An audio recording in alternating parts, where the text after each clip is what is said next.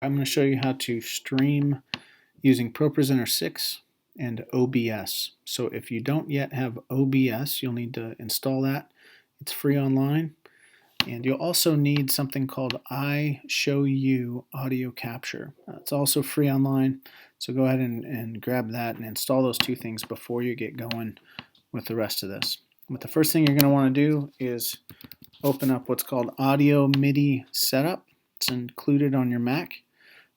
Open that up and you should get a window.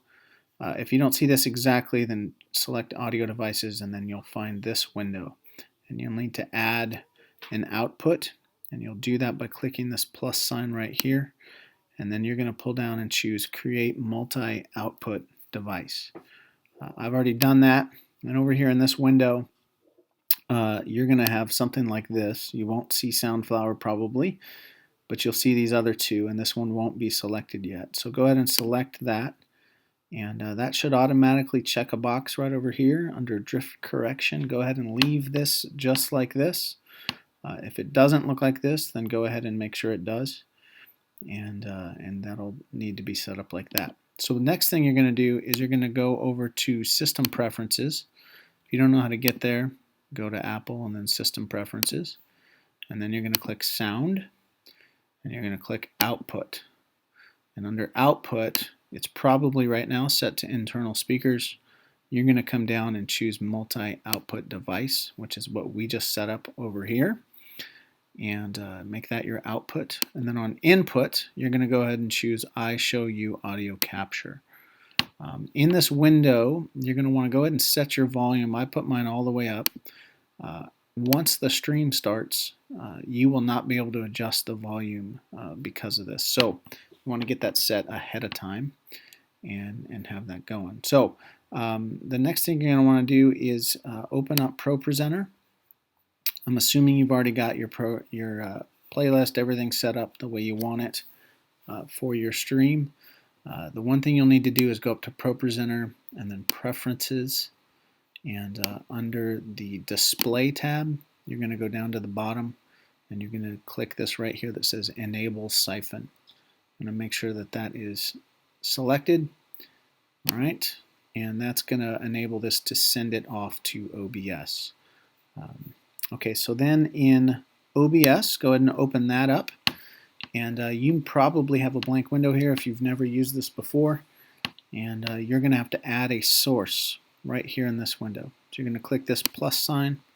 You're going to choose Game Capture Siphon. There's that word siphon. Okay, so you're going to choose that. And then go ahead and highlight it, and then choose the little gear right here, the Settings tab, and make sure that's pulled down to Propresenter 6 Output. Okay?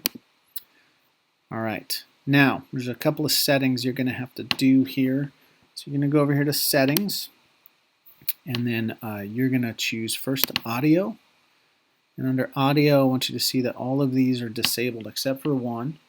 And that's Mic Auxiliary Audio Device. I'm going to go ahead and choose that I Show You Audio Capture that we had installed before. Make sure that's selected. Then under Output, this is something I found recently. It's probably set to simple right now, but you're going to actually go ahead and choose Advanced. And then probably what you see, or at least what I saw on mine, was something different than this number. And this was not selected. And so go ahead and choose Rescale, and then choose the 720 output, this one right here. That I had to actually downscale mine, and the reason for that was not a video reason, but actually an audio reason. Anything larger than this, I found on the output end, resulted in a stuttery, kind of broken up audio. And so for whatever reason, downscaling it fixes that problem. So go ahead and do that. And then under Stream, this is the window where you choose where you want your stream to go. And so if it's something standard like YouTube or Facebook, then just use the streaming services. Under Service, choose whichever one it is that you want to use. And then you'll need to, within that service, within YouTube or within Facebook, you'll need to come up with a stream key. Both of those services will provide that for you when you get ready to go live, and you'll just copy that stream key and you'll paste it into this window right here, and then you'll click OK. Now, you should, at this point, be able to see something in this window. You might need to go back here to Propresenter. You can see for me, like I start my video, and then over in OBS, see here it is, it's playing live.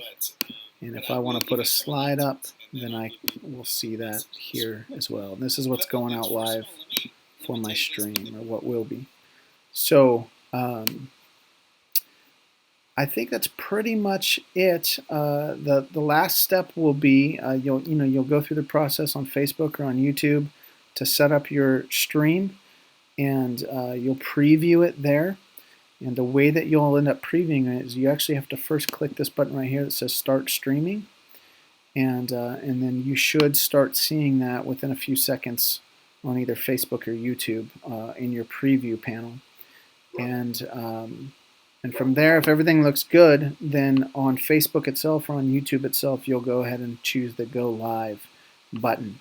Now, the thing I want to encourage you, as soon as you've clicked that, is to go ahead and either close those windows, whether it's Facebook or YouTube, or mute those windows on your web page, because otherwise the sound from that will make its way into your stream as well. So what ends up happening is your video's playing from Propresenter, and it's going out onto your stream, and then it's being received on YouTube and then playing through YouTube.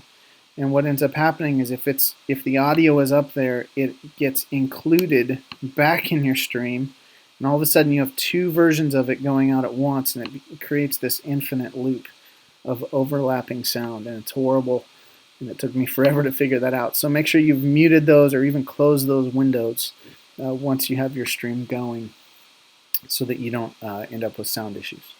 Okay, I think that's everything.